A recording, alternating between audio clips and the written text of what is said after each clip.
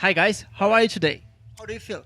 A little tired. It's been a long day. We had to get up at 4 a.m. this morning, but I've had a rest at the hotel, so I'm not feeling too bad now. Do you know that you have a lot of Romanian fans? Really? How do you feel about that? Well, we're looking forward to seeing a lot of Romanian fans out there tonight. Yeah. You're going to. So you just and that was massive. It was fantastic. Yeah, it's something we've wanted to do for a long time. Obviously, being from that area, it's just down the road for us. So yeah, it's kind of a realization of something we've wanted to do for a while, and it went really well. So yeah, good day out. And for most of the rock bands, it's the biggest you can do, Glastonbury. Of course, you want to do the pyramid stage, so you hope you'll go there next year probably. I hope so. I think we've laid some good groundwork. I think the gig went really well, and a really good turnout for the. It was like midday. We were on stage, so yeah. Hopefully, in the next year we can step up to the pyramid stage, and then the year after that we'll probably be head. You're playing a lot of festivals this summer. You're touring here in the Europe, and then you're going to the North America. Yes. Do you like festivals and open air better than indoors? Um, I think they're just. It's hard to compare them really. You get a really different thing from both indoor. Obviously, the atmosphere is kind of locked in because it's a bit sweatier. It's a bit more in your face. The festival's a bit more. I think you get a lot more passing people that maybe didn't come to see you but will end up watching you because they're just at the festival. So, um, I wouldn't say I have a favourite out of the two. The crowds are not that different, open air and indoors. They're further away, so that makes it quite different. It's not as uh, Closeness. yeah. There's so much further away, but you can turn your amps up much louder, which I quite like. A lot of your songs were used in TV shows, Yeah.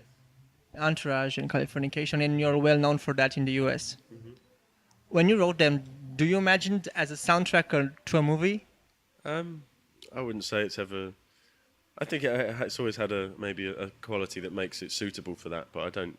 I wouldn't say they were written necessarily with, and unless it's something you've been asked to write specifically for TV. I think you just write how you want it to sound, and if that means it's suitable for that, then that's a big bonus. But essentially, I think the guys just want it to sound how they want it to sound.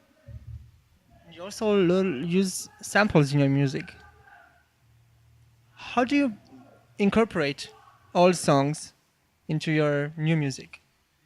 Uh, What's the process of doing that? Because I think just sometimes you like particularly I think Kelvin's got a really good ear for samples, and he'll just hear something that thing in him, and then he thinks, yeah, I can take that and build on top of it. That's really what it is, in a way, it's no different to just being influenced by other music. You're just using something a little bit more blatantly, perhaps.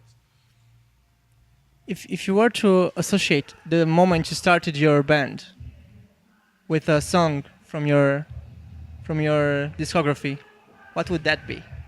I don't know what Daniel would say, but I'd say that kind of man. Personally, that's the one. If you were to associate a song with the moment that you created your band from your discography, a song, if you were to pick one, which one would that be? Would that be title that would describe best the moment you started off? Yeah, probably That Kind of Man from our first album. Yeah. Are you also playing new music in the summer festivals this year? New music. Unfortunately, there's nothing. No, there's no new unreleased material, as it were. We've been so busy. We've been touring a lot since the last album came out last year. So it's on the agenda to try and get round to writing a new album. But at the moment, no. It's stuff that you probably would have heard if you'd seen us before. But then it's our first time in Romania, so hopefully that it will be a new experience for the people that come to watch. Your last album is great. Actually, we were still listening to it over here. Brilliant. The Glorious Dead, yeah. Is how did you pick the name? Because it sounds kind of morbid. The Glorious Dead sounds like a funeral or something.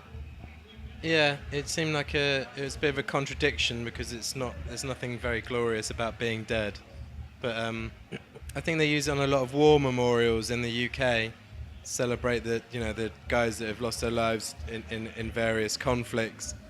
And it just sounded like a great title. It sounded like a film, It just seemed to fit the sentiment of the record. Are you living your dream right now? Being on stage and touring all the time? Sometimes I think it's it's of course it's great. When I was younger, I wanted to do music, so yes. But I think sometimes the reality can be hard to live with. Not always. Obviously, we've done some amazing stuff.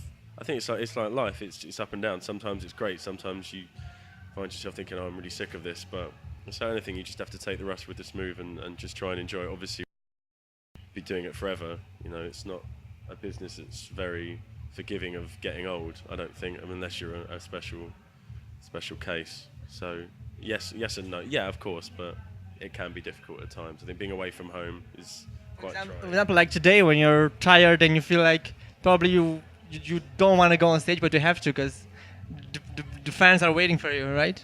Is it hard to get pumped up for the show when you're really tired and you're? Yeah, it is. It can be very hard, and you don't realise, and you're imagining yourself doing it as you're young, great and glamorous, and you're going to feel amazing. But a lot of the time, especially when you're touring, and there's distances involved, you're so tired. But you hope you get on stage, and then you're enjoying it, and then the crowd starts to enjoy it, and then you kind of. You get the energy from them, probably. Unfortunately, the part of your day that you play is, this much, and the rest of the day is travel and. But yeah, you hope you get your energy from the crowd, and that's all you can hope, that the gig goes well, and then it makes it worthwhile. Are you living your dream right now, touring and going all over?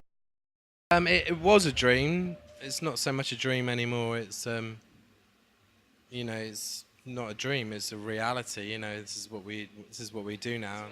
Yeah, it's life. It's become part of our lives, and obviously we hope to continue making music and being able to continue as musicians and have careers. But yeah, sometimes it's a case of you have to be careful what you wish for, because it can be very hard work. It's a lot of hard work. To also be with the same people all the time. We're lucky. We're close friends. You get along really well, yeah. I know. We do the core of the band. I think we've been blessed that way, that we are friends. And I think we're very... First and foremost, your friends and then your colleagues. Yeah. That's right. And I think that we're quite respectful of each other's space. But it's hard, if you live on a bus for 6 weeks or, a month with 9 other guys and it stinks, and I just want to go home to my girlfriend and, my family, my daughter, it can be very hard. So probably after the tour ends in December, you'll take some time off? I hope so. Yeah, I hope so. Thanks for coming out, and I hope you enjoy the show, and hopefully we'll see you again. Yeah, likewise. Look forward to meeting you.